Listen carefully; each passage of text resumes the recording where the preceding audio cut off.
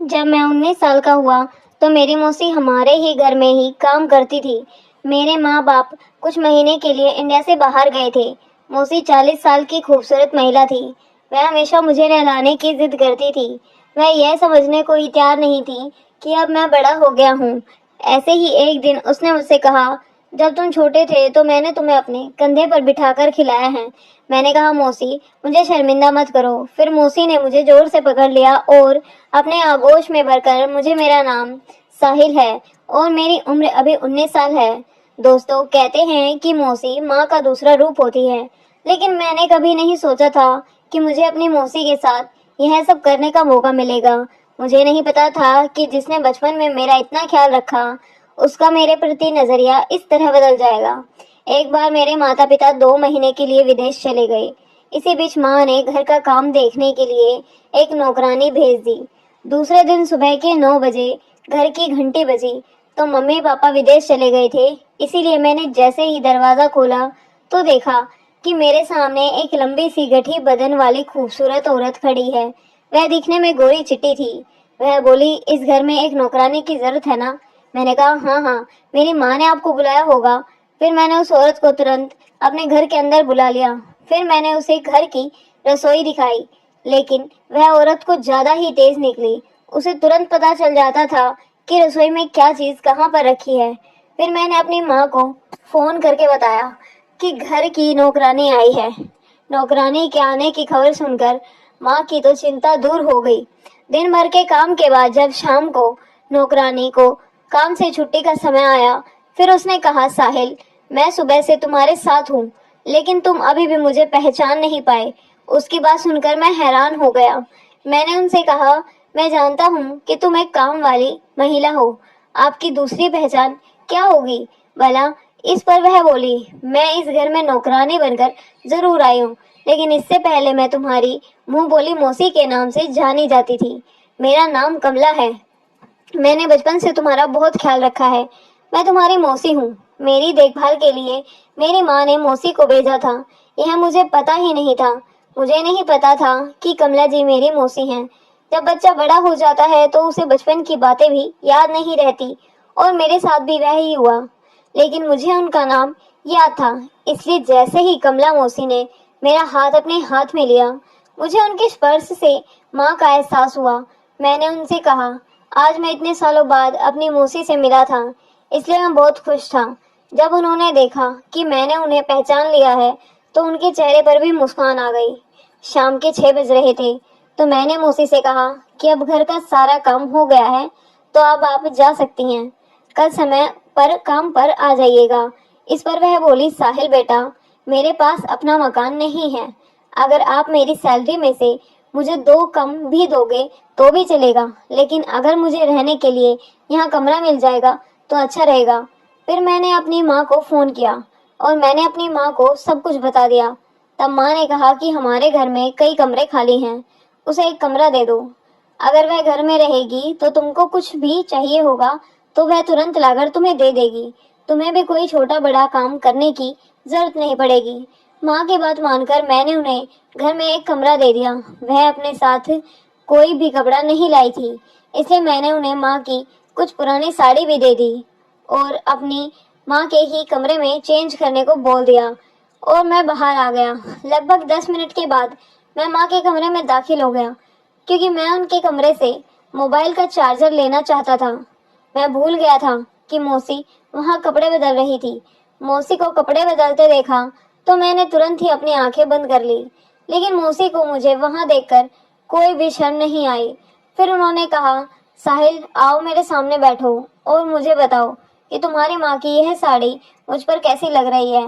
जब वह अपने कपड़े बदल रही थी तब भी वह मुझे अपने सामने बुला रही थी, लेकिन मुझे यह सही नहीं लग रहा। मौसी देखने में वैसे तो बहुत ही सुंदर थी। वह 40 साल की थी, लेकिन उनका शरीर बिल्कुल भी एक अधेड़ उम्र की औरत का नहीं लगता था। कुछ ही देर में वह मेरी माँ की साड़ी पहनकर उनके कमरे से बाहर आ गई। उस पुरानी साड़ी में भी कमला मौसी बेहद ही खूबसूरत लग रही थी। ऐसे ही कुछ दिन बीत गए। उन्होंने काम पर घर आए 10 दिन हो गए थे। फिर उन्होंने मुझे अपने बचपन की यादों के बारे में बताया। यादों को सुनकर वह छोटा लड़का जो हमेशा अपने मोबाइल फोन में व्यस्त रहता था, अब उसे अपने बचपन की यादें याद आने लगी थी। कमला मौसी ने मुझे थोड़ा परेशान सा कर दिया था। उसे आए हुए कुछ ही दिन हुए थे कि तभी उसने मुझसे कहा कि साहिल, आज मैं तुम्हें अपने हाथों से नहलाऊंगी। मौसी मेरे कमरे में बैठी हुई थी। उसने मुझसे कहा, तुम मेरे हाथ से ही नहीं नहाए लेकिन अब मुझे तुम्हारे गीले बालों को पोंछना है। मैं उनके सामने अपना सर झुकाकर उन्हें अपना तौलिया दे दिया। फिर मैं उनके सामने बैठ गया। वह मेरे बाल संवारने लगी। मौसी मेरे घर के सदस्य की तरह थी, इसलिए मैं उनके साथ बहुत ही खुले विचारों वाला था। मैं उनसे कहता था कि आप इस घर को अपना घर ही समझें। मैंने उनसे जो कहा उन्होंने मुझे गौर से सुना और वह हमारे घर में ऐसे ही रहने लगी जैसे वह उनका अपना ही घर हो। एक शाम मैं दोस्तों के साथ जन्मदिन की पार्टी में जा रहा था। फिर मौसी ने मुझसे पूछा कि तुम कहाँ जा रहे हो। मैंने उनसे कहा कि मैं पार्टी में जा रहा हूँ। इस पर मौसी बोली, तुम मुझे घर का सदस्य कहते हो और अकेले बाहर जा रहे हो। कभी कभी अपनी बेचारी मौसी को कहीं बाहर ले जाओ, घुमाओ फिराओ। फिर मैंने उनसे कहा, मैं आपको बाहर घुमाने के लिए तैयार हूँ, लेकिन क्या आप उस बाहरी आधुनिक वातावरण में अपनी बराबरी कर सकती हैं? इस पर उन्होंने मुझे सहमति दी। फिर मैं उन्हें माँ के कमरे से एक अच्छी सी साड़ी पहनाकर तैयार होने के लिए कह दिया, क्योंकि वह पार्टी शानदार थी।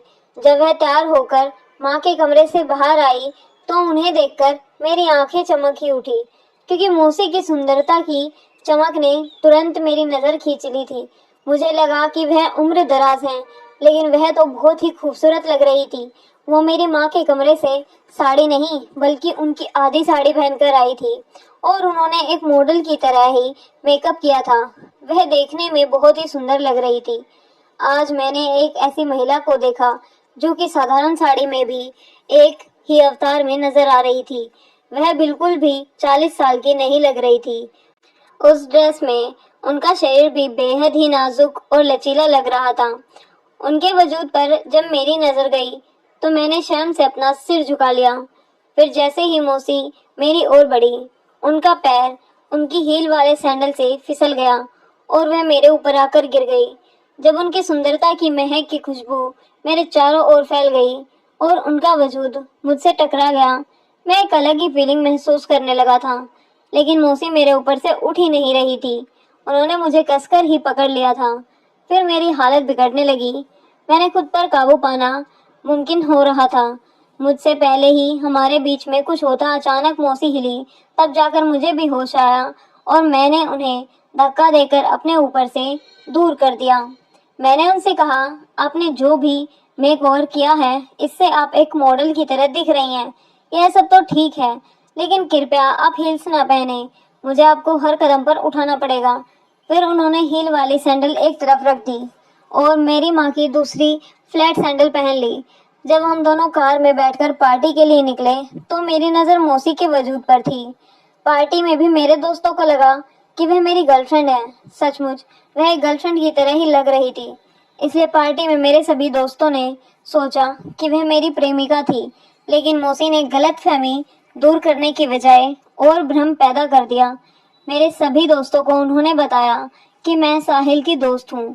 जब हम पार्टी से निकले तो मैंने उनसे पूछा कि आपने ऐसा क्यों किया। फिर वह बोली, तुम्हारा चेहरा तो तभी देखने के लायक था जब तुम्हारे दोस्तों ने सोचा कि मैं तुम्हारी गर्लफ्रेंड हूँ। तुम अपने दोस्तों को यह बताकर थोड़ा भावुक होना चाहते थे कि मैं तुम्हारी गर्लफ्रेंड हूँ और मैं उसे तुम्हारे चेहरे पर देख सकती थी। तो मैंने सबकी बात पक्की कर दी और सबको बता दिया कि मैं तुम्हारी दोस्त हूँ। यदि तुम्हें यह पसंद नहीं आया हो तो मैं इसके लिए क्षमा चाहती हूँ। जैसे ही मौसी ने यह कहा, मैंने उनसे कहा, आपको माफ़ी मांगने की कोई भी ज़रूरत नहीं है। आपने जो भी किया वह सही किया। मुझे तो भाव खाने की आदत है। इस पर उन्होंने कहा, मैं तब से तुम्हें जानती हूँ जब तुम 2 साल के थे। तब से मैंने तुम्हारी देखभाल की है। मैं तुम्हारे स्वभाव को भली भांति जानती हूँ। मैं उनकी बात सुनकर मुस्कुरा दिया। फिर उन्होंने सीधा कहा कि अब तो हमारी दोस्ती का विषय छिड़ गया है, तो अब मैं सच में तुम्हारी दोस्त बनने के लिए तैयार हूँ। अब मौसी मेरी दोस्त बन गई थी। फिर मैं बोला, अब आपको मेरी मौसी बनने की उम्र भी बीत गई और आपको मौसी कहने की मेरी उम्र भी बीत गई। फिर वह कहने लगी कि फिर तुम मुझे कमला कहकर बुलाना, यह ठीक रहेगा। ना वह 40 साल की महिला थी, इसलिए मुझे उन्हें उनके नाम से बुलाने में थोड़ी शर्म आ रही थी, लेकिन देखने में वह एक खूबसूरत जवान लड़की की तरह ही लग रही थी, इसीलिए तो मेरे मुंह से कम शब्द निकल गया था। अब वह अपना नाम सुनकर किसी नई नवेली दुल्हन की तरह शर्मा गई। फिर हम बातें करते हुए घर पहुंचे और अब हम दोनों थक गए थे, इसीलिए घर पहुंचते ही हम अपने अपने कमरे में चले गए। अगले दिन ही मैं असमंजस में था कि कॉलेज जाने से पहले कौन सी शर्ट पहनूं। जैसे ही मैंने अपनी माँ को फोन करके पूछना शुरू ही किया कि मुझे कौन सी शर्ट पहननी चाहिए, तभी कमला मेरे कमरे में दाखिल हुई। फिर उसने मुझसे फोन रखने को कहा। फिर उसने कहा कि जब तुम्हारी कमला घर पर है तो तुम्हें अपनी माँ को फोन करके परेशान करने की क्या जरूरत है। तुम क्या चाहते हो, क्या नहीं चाहते हो, अब यह मेरी जिम्मेदारी है। तो फिर तुम मुझसे यह भी तो पूछ सकते हो, मेरी पसंद इतनी भी बुरी नहीं है। फिर कमला ने मुझे अपनी पसंद की एक शर्ट निकाल कर दी। उसे पहनने के बाद मैं तैयार होकर कॉलेज के लिए निकल गया। उस रात कमला मेरे कमरे में आई। उसने मुझसे कहा, तुम बहुत थक गए हो, इसलिए आज मैं तुम्हारे सिर में तेल की मालिश करूंगी। जैसे ही उनका हाथ मेरे बालों में घूमने लगा, मेरे रोंगटे खड़े हो गए। फिर धीरे धीरे उनका हाथ मेरे बालों से मेरी पीठ की तरफ चला गया। माँ के पास यह सब करने का बिल्कुल भी समय नहीं था। मुझे तो याद ही नहीं था आया कि मेरी माँ ने मुझे कब ऐसे तेल की मालिश की थी। वह तो अपने काम में व्यस्त रहती थी, इसीलिए उन्हें टाइम नहीं मिलता था। लेकिन आज कमला अपने हाथों से मेरे सिर की मालिश कर रही थी। जब वह मालिश कर रही थी तो मुझे गहरी नींद आ गई। अगले दिन जब मैं उठा तो मैंने देखा कि कमला मेरे पैरों के पास सो रही है। जागते ही मैंने उसे भी जगाया। फिर मैंने उससे कहा, आप यहाँ मेरे पैरों पर क्या कर रही हैं? उन्होंने कहा, कल जब मैंने तुम्हें तेल की मालिश दी थी तो मेरे भी आंख लग गई थी। आज सुबह कमला ने मुझसे एक सवाल पूछा जिसने मुझे सोचने पर मजबूर कर दिया। उन्होंने कहा, रात को कुछ देर के लिए मैंने तुम्हारे कंधे पर हाथ रखा था तो तुम तुरंत सो गए थे। क्या तुम्हारी माँ तुम्हें समय नहीं देती क्या? तुम्हें कभी सिर की मालिश नहीं की गई? मैंने उनसे यह नहीं बताया कि मेरी माँ को अपने काम से मेरे लिए ही समय नहीं मिलता।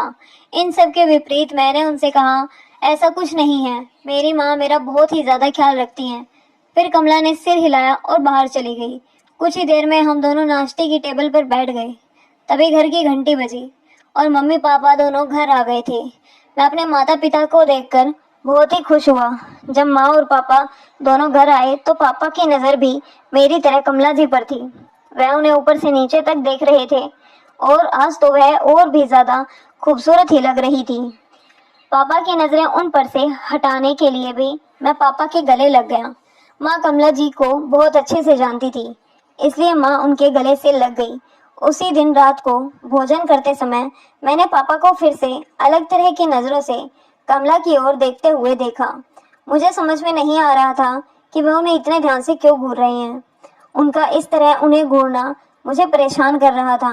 रात को खाना खाने के बाद वह अपने कमरे में चले गए, लेकिन कमला अभी भी किचन की सफाई कर रही थी। तभी किचन साफ करने के बाद वह भी अपने कमरे में चली गई। कुछ देर के बाद मैं भी उनसे मिलने उनके कमरे में चला गया, क्योंकि आज हमारे पास कहने को कुछ था। कमला मुझे अपने कमरे में देखकर चौंक गई।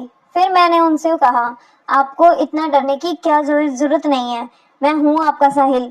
इस पर कमला बोली, तुम इतने अचानक से आए कि मैं थोड़ा सा डर गई थी। बताओ, कुछ काम था क्या? मैंने कहा, नहीं कमला, कोई काम नहीं था। हमने आज ज्यादा बात नहीं की, इसीलिए मैं आपसे मिलने आ गया। और उन्होंने कहा, ठीक है, अगर तुम्हें मेरी ज़रूरत हो तो आधी रात को भी मुझे फ़ोन कर सकते हो, मैं तुम्हारे लिए यहाँ पर हूँ। मुझसे बिना कोई सवाल किए वह मेरी बात मान गई। फिर मैं तुरंत उसके कमरे से निकल गया। अगले ही दिन सुबह के 10 बज गए। अभी तक नाश्ता नहीं बना था। कमला जी हर दिन मेरे लिए 8 बजे नाश्ता लाती थी। आज 9 बजने तक नहीं लाई थी, इसलिए मैं रसोई में यह देखने गया कि नाश्ते में देर क्यों हो गई है। मैं जैसे ही किचन में गया तो देखा कि कमला अपना चेहरा नीचे किए ही खड़ी हुई थी। वह गहरी सोच में पड़ी थी। मैंने उनसे पूछा कि क्या हुआ। फिर वह बोली, तुम्हारे पापा। वह आगे कुछ कहने ही वाली थी कि तभी मेरे पापा रसोई में आ गए। पापा को देखकर उन्होंने अपना सिर मेरी ओर से घुमा लिया कल जब से पापा घर आए हैं तब से पापा की बुरी नज़र कमला जी पर थी। मैं उन पर उनकी बुरी नज़र देख सकता था। कमला सिर्फ मेरी मौसी नहीं थी, बल्कि अब हमारे बीच दोस्ती भी हो गई थी। मैं उसके साथ इस तरह दुर्व्यवहार होते हुए नहीं देख सकता था। मैं जानना चाहता था कि एक दिन में पापा ने उसके साथ ऐसा क्या किया कि वह इतनी डर गई थी। मैं आज रात सोने के लिए अपने कमरे में चला गया, लेकिन मेरा मन बेचैन हो रहा था। मैंने सोचा कि मुझे कमला को देखना चाहिए, इसलिए मैं अपना कमरा छोड़कर सीधा कमला के कमरे में चला गया। जब उनके कमरे के पास पहुंचा तो देखा कि मेरे पापा कमला जी के कमरे में थे। उन्होंने उनके हाथों में ढेर सारे नोट रख दिए। कहीं पापा ने उसके साथ कुछ गलत तो नहीं किया? पापा उन्हें अचानक ही इतने पैसे क्यों दे रहे थे? सामने का दृश्य देखकर मेरे मन में एक प्रश्न उठा। कमला जी पापा से कह रही थी कि जब तक मैं साहिल से नहीं मिलूंगी मैं इस घर से नहीं जाऊंगी। फिर मैं सोचने लगा कि शायद वह मुझसे प्यार करने लगी हैं, इसीलिए बिना समय बर्बाद किए मैं उनके कमरे में चला गया। फिर मैंने पापा से कहा, आप कमला के साथ क्या कर रहे हैं? मैंने पापा से सवाल किया तो वही मम्मी भी कमरे में आ गई। जब उन्होंने मुझे वहां देखा तो उनके चेहरे पर 12 बज गए थे। माँ और पापा के चेहरे पर और अधिक परेशानी नजर आने लगी। फिर मेरे माता पिता मुझसे कह रहे थे, तुम अपने कमरे में जाओ। मैंने उनसे कहा, मैं अब बच्चा नहीं हूँ, मैं जानना चाहता हूँ कि यहाँ क्या हो रहा है और आपने कमला के साथ क्या किया है। तभी कमला मेरे पास आई और मेरे गले से लगकर रोने लगी। फिर कमला कहने लगी, साहिल तुम ही हो इस घर में जो मुझे समझते हो। जब से मैं इस घर में आई हूँ मैं तुम्हें इन लोगों के बारे में सच्चाई बताना चाहती हूँ, लेकिन मैं एक इंसान होने के नाते चुप रही। कमला ने कुछ शब्द कहे और फिर मेरी गर्दन से चिपक कर रोने लगी। मैंने भी अपने माता पिता के सामने उसे अपनी बाहों में ले लिया और अपने माता पिता से कहा कि अगर आप किसी गरीब महिला के साथ कुछ भी बुरा करेंगे तो मैं इसे बर्दाश्त नहीं करूंगा। तब माँ ने कमला से कहा, बेहतर होगा कि तुम चुप रहो और यहाँ से चली जाओ। अचानक कमला मेरी माँ पर चिल्लाने लगी। उसने कहा कि जब अब मैं चुप नहीं रहूंगी मैं साहिल को तुम्हारी सारी सच्चाई बताकर रहूंगी। फिर वह कहने लगी, साहिल तुम अपने अमीर माँ बाप के बेटे नहीं हो, तुम मेरी बड़ी बहन के बेटे हो। तुम्हारी माँ का नाम रागिनी है। रागिनी कुछ साल पहले ही इस घर के काम कर रही थी। उसने 2 जुड़वा बच्चों को ही जन्म दिया था। उनमें से एक को तुम्हारे पापा ने तुम्हारा गोद दे ले लिया। अब मैं तुम्हारे दूसरे भाई की देखभाल कर रही हूँ। मैं तुम्हारी भी अच्छी देखभाल करूंगी। तुम अभी मेरे साथ आओ। मैंने कमला को अपने से दूर कर दिया। फिर मैंने उनसे कहा, मुझे आपकी बातों पर भरोसा है। आप मेरी मौसी भी होंगी, लेकिन मैं आपके साथ आकर अपनी जिंदगी खराब नहीं करना चाहता। आप यह गलत कह रही हैं कि यह मेरे माता पिता नहीं हैं। अब उन्हें धमकी दे रही हैं कि आप मुझे सच बता देंगी कि मैं उनका बेटा नहीं हूँ। इसीलिए वह मुझे खोने से डरते हैं, क्योंकि उन्होंने एक माँ और पिता की तरह ही मेरा ख्याल रखा है। अब मैं सारी सच्चाई जान से गया था और आपके मुंह से सुनना में मुझे कोई भी आपत्ति नहीं है, क्योंकि मेरे माता पिता ने मुझे मेरी सोच से भी अधिक अच्छा जीवन दिया है। फिर माँ और पिताजी मौसी को पुलिस को देने के ही लिए जा रहे थे, लेकिन मेरे जुड़वा भाई के कारण उन्होंने उससे छुटकारा पा लिया, क्योंकि वह उसकी देखभाल कर रही थी। ऐसे ही कुछ पैसे उसने कुछ साल पहले मेरे माता पिता से लिए थे। मेरे जन्म के बाद माँ का निधन हो गया था। कमला मेरे बड़े भाई की ठीक से देखभाल नहीं की। उसने उसे उचित संस्कार भी नहीं दिए थे और इसीलिए आज उसकी हालत खराब थी। मेरे भाई गलत संगत में पड़ गया था। वह इधर उधर से चोरी करके अपना मनोरंजन करती थी और अब भी वह मेरे माता पिता से पैसे देने के लिए आई थी। उसने घर से कुछ गहने भी चुरा लिए थे। वह उसे संतुष्ट नहीं थी। उसने मेरे माता पिता से 20 लाख रुपए लिए की मांग की थी, लेकिन इस बार मेरे माता पिता ने उसे मना कर दिया। इसीलिए वह उन्हें धमकी दे रही थी और मेरे माँ पापा उसे कुछ पैसे देकर हमारे घर से बाहर निकाल रहे थे। उसने मेरा भरोसा जीतने की अच्छी कोशिश की थी। वह मुझे अपने प्यार के जाल में फंसाना चाहती थी, लेकिन जैसे ही उसकी सच्चाई सामने आई तो मेरे मन से उसके लिए प्यार ही निकल गया। कुछ साल पहले मेरे माता पिता ने मुझे गोद लेने के लिए कमला को पैसे दिए थे, लेकिन वह उन पैसों का ठीक से इस्तेमाल नहीं कर पाई। ना ही वह मेरे बड़े भाई को अच्छी परवरिश दे सकती है, कि अगर उन्होंने समय रहते उस पैसे और समय की कदर की होती तो आज मेरा बड़ा भाई बेहतर रास्ते पर होता। लेकिन मौसी ने ना तो उसे अच्छे संस्कार दिए और ना ही अच्छी शिक्षा दी। इसीलिए मेरे माता पिता ने मेरे बड़े भाई को भी गोद ले लिया और उसे भी मेरी तरह अपनी औलाद की तरह समझने लगे और मौसी को हमेशा के लिए इस घर से निकाल दिया। मैं अपने माँ बाप का बहुत बहुत आभारी हूँ जो उन्होंने मुझे और मेरे भाई को इतनी अच्छी सी जिंदगी दी। अगर वक्त रहते मुझे मौसी की सच्चाई ना पता चलती तो मैं बुरी तरह उनके जाल में फंस जाता। कुछ लोग पैसे के लालच में आकर रिश्तों की मान मर्यादा बिल्कुल ही भूल जाते हैं। तो दोस्तों, यह थी आज की कहानी। आपको कैसी लगी हमें कमेंट में ज़रूर बताएं। वीडियो अच्छी लगी हो तो लाइक करें, शेयर करें और सब्सक्राइब करें। धन्यवाद। मिलते हैं कल एक और नई कहानी में।